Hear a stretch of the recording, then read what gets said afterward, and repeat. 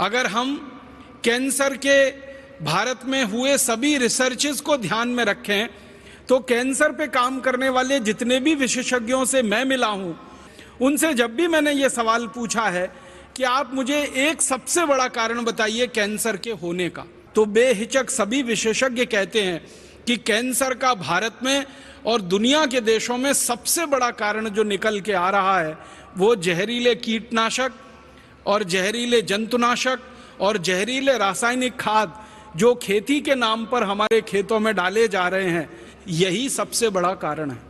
भारत देश में पंजाब है, हरियाणा है, पश्चिमी उत्तर प्रदेश है, आंध्र प्रदेश है, कर्नाटक है, मध्य प्रदेश का एक इलाका है, छत्तीसगढ़ है, झारखंड है, बिहार है, उड़ीसा है, बंगाल है।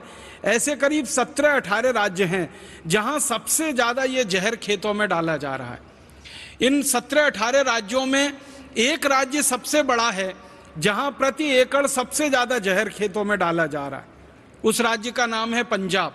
पंजाब में प्रति 1 एकड़ खेत में हर साल 113 किलोग्राम तो रासायनिक खाद डाल दिया जाता है और उसके बाद कीटनाशक और जंतुनाशक का जहर अलग से डाला जाता है।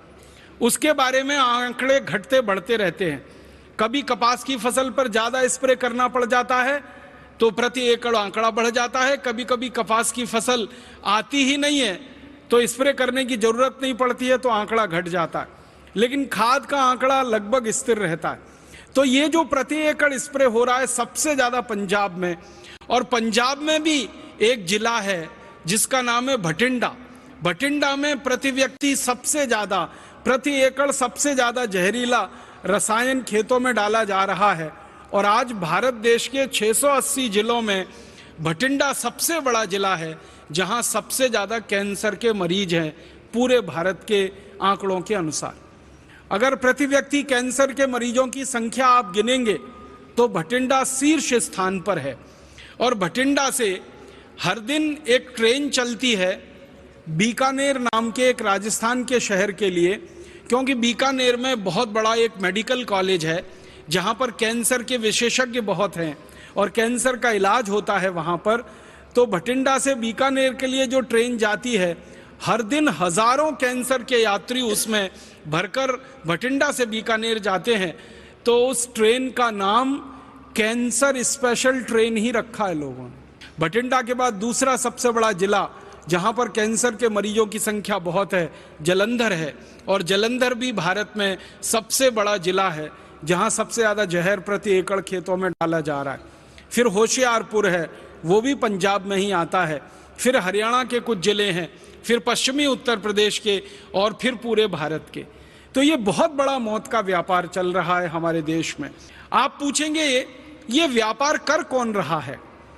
लगभग दुनिया की 1000 बड़ी बड़ी विदेशी कंपनियां हैं जो इस व्यापार में लगी हुई हैं।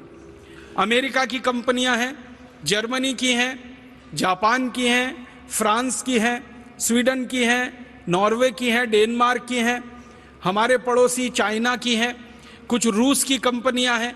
ऐसे दुनिया के 24 देशों की लगभग 1000 कंपनियां हैं और उनमें से कुछ कंपनियों का भारत की कंपनियों के साथ कोलैबोरेशन है, समझौता है।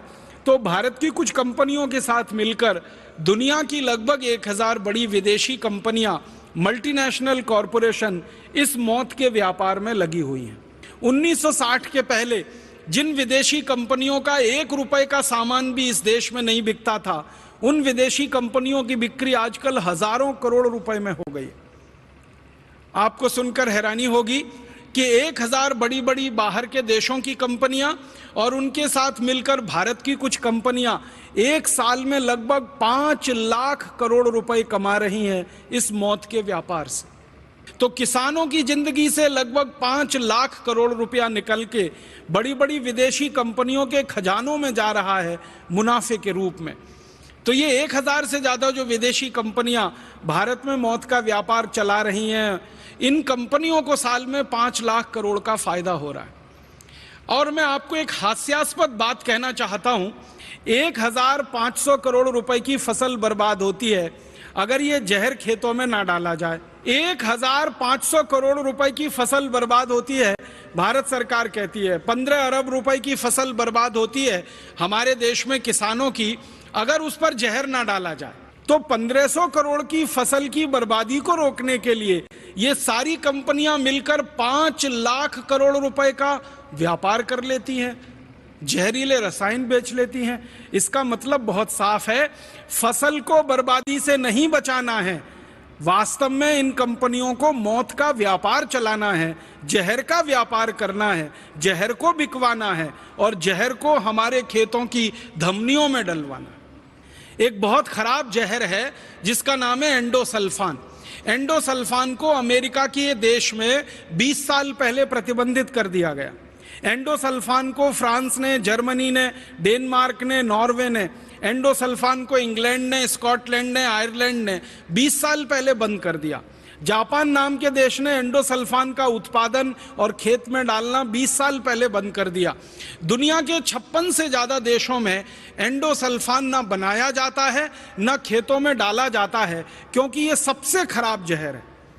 एंडोसल्फान के बारे में जापान और अमेरिका और यूरोप के वैज्ञानिकों ने जो शोध किया है, उनका ये कहना है कि अगर इसकी एक बूंद किसी की जीभ पर डाल दी जाए तो उतनी पर्याप्त है वो एक बूंद कि उस व्यक्ति को कैंसर हो और वो मर जाए।